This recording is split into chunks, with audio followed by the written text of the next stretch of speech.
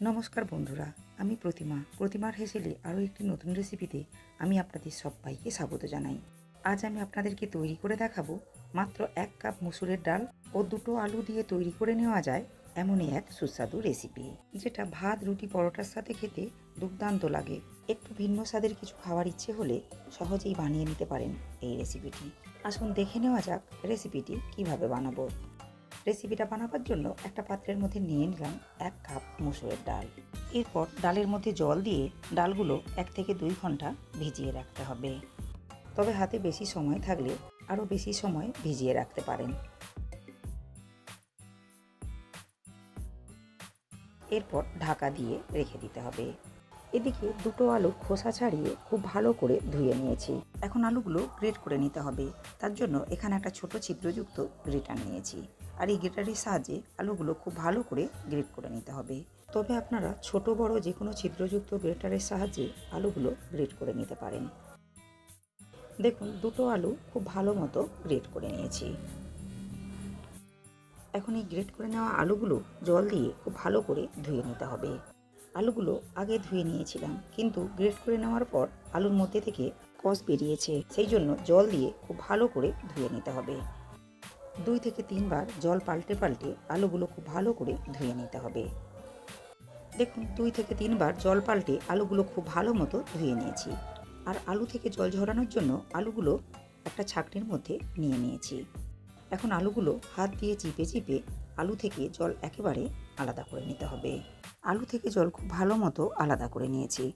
দেখুন, 2 ঘন্টা পর ডালের উপর থেকে ঢাকনা সরিয়ে নিয়েছি, আর ডালগুলো খুব ভালো মতো ভিজে গেছে। এরপর 2 থেকে 3 বার জল পাল্টে ডালগুলো খুব ভালো করে ধুয়ে নিতে হবে। ডালের পেস্ট তৈরি করে নিতে হবে। তার জন্য ডালগুলো নিয়ে নিলাম একটা মিক্সি জারের মধ্যে। দিয়ে দিলাম 4টে কাঁচা লঙ্কা। এরপর ঢাকনা বন্ধ করে 4 থেকে 5 বার ঘুরিয়ে নিলেই হবে।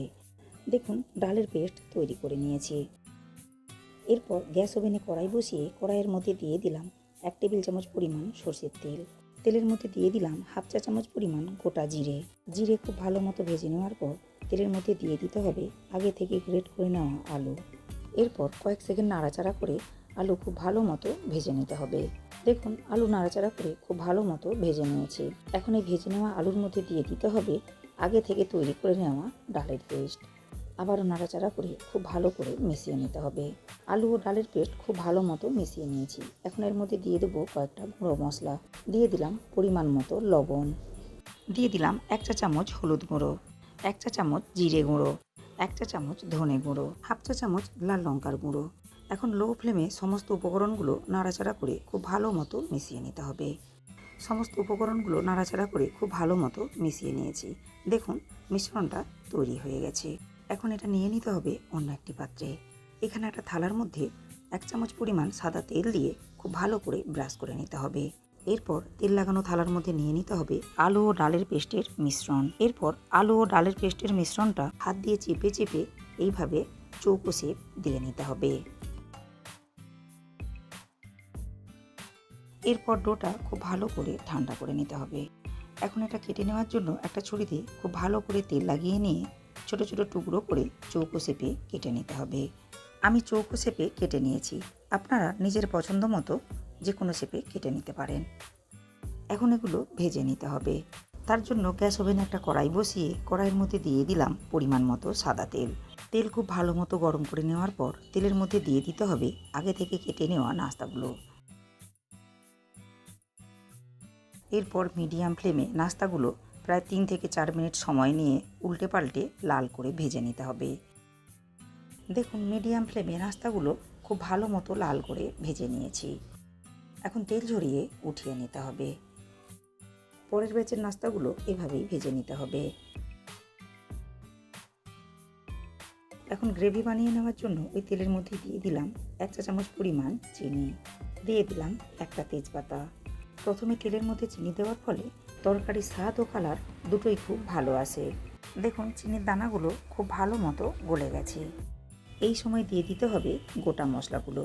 প্রথমে দিয়ে দিলাম একটা মিডিয়াম সাইজের পেঁয়াজ কুচি। পেঁয়াজ কুচিগুলো কয়েক সেকেন্ড নাড়াচাড়া করে ভেজে নিতে হবে। পেঁয়াজ কুচিগুলো কয়েক সেকেন্ড নাড়াচাড়া করে নেওয়ার পর এরপর এর মধ্যে দিয়ে দিলাম একটা মিডিয়াম সাইজের টমেটো কুচি, 2টো কাঁচা লঙ্কা কুচি, দিয়ে দিলাম 1 টেবিল চামচ পরিমাণ আদা রসুন বাটা। গোটা মশলাগুলো নাড়াচাড়া করে খুব ভালো মতো কষিয়ে নিতে হবে। গোটা মশলাগুলো কয়েক সেকেন্ড নাড়াচাড়া করে কষিয়ে নেওয়ার পর এরপর এর মধ্যে দিয়ে দেব কয়েকটা গুঁড়ো মশলা। দিয়ে দিলাম 1 চা চামচ পরিমাণ হলুদ গুঁড়ো, 1 চা চামচ জিরে গুঁড়ো, 1 চা চামচ ধনে গুঁড়ো, হাফ চা চামচ পরিমাণ লাল লঙ্কার গুঁড়ো, 1 চা চামচ পরিমাণ কাশ্মীরি লাল লঙ্কার গুঁড়ো। দিয়ে দিলাম পরিমাণ মতো লবণ। আবারও সমস্ত উপকরণগুলো নাড়াচাড়া করে খুব ভালো মতো কষিয়ে নিতে হবে। দেখুন মশলা খুব ভালো মতো কষিয়ে নিয়েছি। আর ক্রমাগত নাড়াচাড়া করে নেওয়ার ফলে মশলা থেকে খুব ভালো মতো তেল ছেড়ে এসেছে। এই সময় মশলার মধ্যে দিয়ে দিতে হবে পরিমাণ মতো জল। যতটা পরিমাণ গ্রেভি রাখতে চাইবেন সেই বুঝে জলের পরিমাণ দিতে হবে। আমি এখানে 3 কাপ পরিমাণ জল ব্যবহার করেছি। আবারও সমস্ত উপকরণগুলো খুব ভালো করে নাড়াচাড়া করে মিশিয়ে নেওয়ার পর ঝোল ফুটে ওঠা পর্যন্ত অপেক্ষা করতে হবে। দেখুন ঝোল খুব ভালো মতো ফুটতে আরম্ভ হয়েছে। এই সময় দিয়ে দিতে হবে আগে থেকে তৈরি করে নেওয়া নাস্তাগুলো। এরপর হালকা হাতে একটু নাড়াচাড়া করে মিশিয়ে নিয়ে ওপর থেকে ছড়িয়ে দিলাম হাফ চা চামচ পরিমাণ গরম মশলার গুঁড়ো। আবার একটু নাড়াচাড়া করে মিশিয়ে নিয়ে ঢাকা দিয়ে 1 মিনিট রান্না করে নিলেই তৈরি হয়ে যাবে সুস্বাদু রেসিপিটি। বাড়িতে মাছ মাংস না থাকলে রেসিপিটা একবার ট্রাই করবেন আর খেয়ে কমেন্ট করে জানাবেন রেসিপিটা আপনাদের কেমন লেগেছে। রেসিপিটা ভালো লাগলে লাইক ও শেয়ার করবেন। আর এই রকম নিত্য নতুন ভিডিওর আপডেট সবার আগে পাওয়ার জন্য চ্যানেলটাকে সাবস্ক্রাইব করে পাশে থাকা বেল আইকনটি প্রেস করবেন। এতে করে আমি যখনই কোনো নতুন ভিডিও আপলোড করব সাথে সাথে নোটিফিকেশন পৌঁছে যাবে আপনাদের কাছে। ভালো থাকবেন, সুস্থ থাকবেন। ধন্যবাদ।